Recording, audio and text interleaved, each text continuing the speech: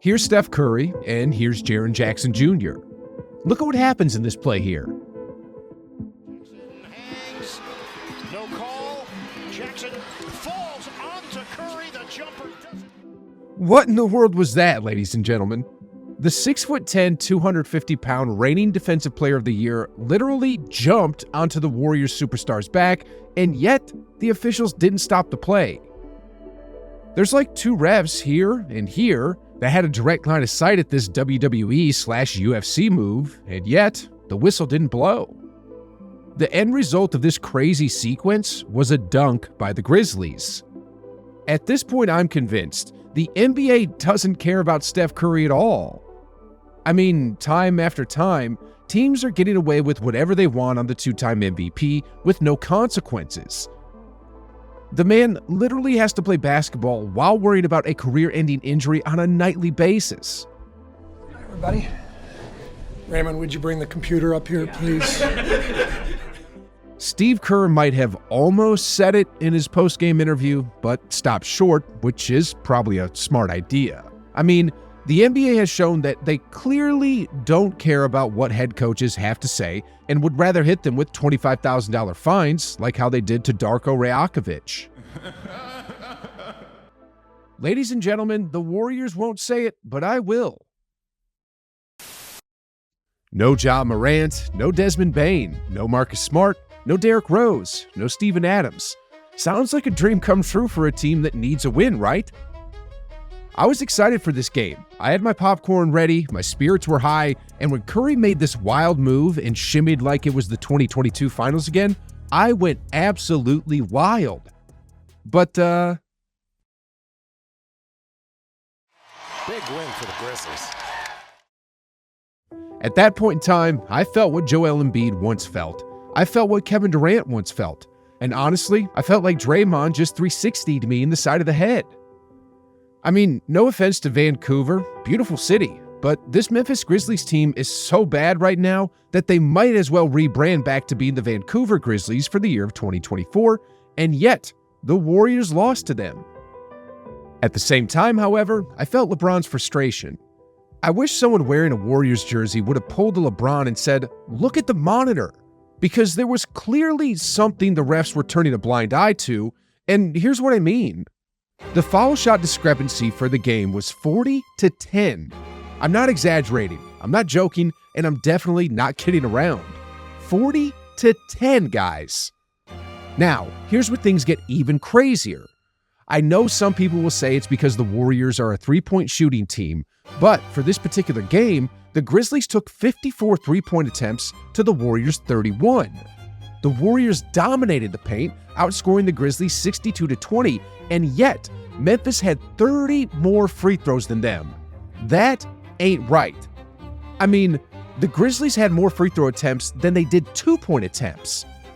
The combination of Steph Curry, Jonathan Kuminga, Andrew Wiggins, and Brandon Podziemski took a total of 43 field goal attempts from within the arc, and guess how many free throws that translated to? The answer is 4. 43 field goal attempts from within the arc for a total of 4 free throws. Want to know what's funny about that? Luke Kennard, a shooting guard for the Grizzlies, took a total of 2 field goal attempts from within the arc and got 5 free throws for himself. And Santi Aldama, who also just took a total of 2 field goal attempts from within the arc, also got 5 free throw attempts. Talk about grand theft being displayed on the NBA courts. I can understand a 2-to-1 free throw discrepancy call rate, maybe 3-to-1, but 4-to-1? I hate the idea of conspiracy theories and the idea of refs rigging games, but this is basketball blasphemy.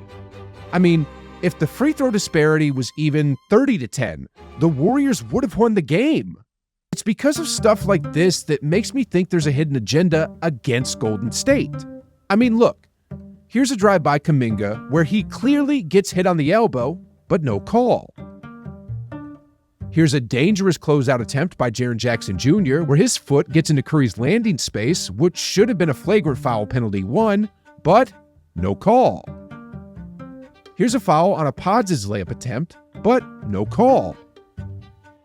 Then, on the opposite end of the same coin, Looney here gets a foul call despite Jaren Jackson Jr. extending the arm. Saric here gets a call for a foul despite jumping vertically. And Draymond here gets a call for a reach-in foul despite it being a clear strip. Whatever the Warriors did on defense was a foul, while Memphis was getting away with practically everything. And as Kevin Durant would say, "You the real MVP. You the real MVP. You the real MVP." Some people may say the Warriors played like trash that game, missed their threes, and committed way too many turnovers. And though that wasn't their finest game, you can't win a game when the refs are that bad. Some fan theories on why this is going on is because, the NBA hates the Warriors because they pretty much destroyed the LeBron James GOAT narrative that they invested so heavily into, or because Curry isn't a Nike athlete, or because of sports betting. But whatever the case is, the league don't like the Warriors anymore, and when it comes to their superstar Steph Curry, it seems like they hate him. Like, here's another example of what I'm talking about from a game against Miami a few weeks back. So here's Curry on the perimeter taking a three. As you can see, the defender clearly sticks his foot into Curry's landing space. That's as obvious as it gets. And as per the video rulebook, defenders must give airborne shooters the opportunity to land safely. But guess what? This play was reviewed for a potential flagrant penalty 1, but the refs ended up just calling it a common foul. How's that possible, right? As y'all can see from this clip, the defender's foot is literally right in the epicenter of Steph's shooting space. If you asked me, it seems like they're trying to end Curry's career at this point. Here's another play where Wagner literally hits Curry across the head, but this wasn't even reviewed for a potential flagrant or anything. It must be frustrating that these refs are so biased against Curry, and the crazy thing is, he can't even complain about it, otherwise he'd get hit with a technical. It's really hard to judge how good the Warriors are this season when the officiating has been this off. I mean, Christmas Day against the Nuggets, Steph had 21 field goal attempts and Jokic had 12, but guess what the free throw discrepancy was between the two star players? 18-1 in a 6-point game.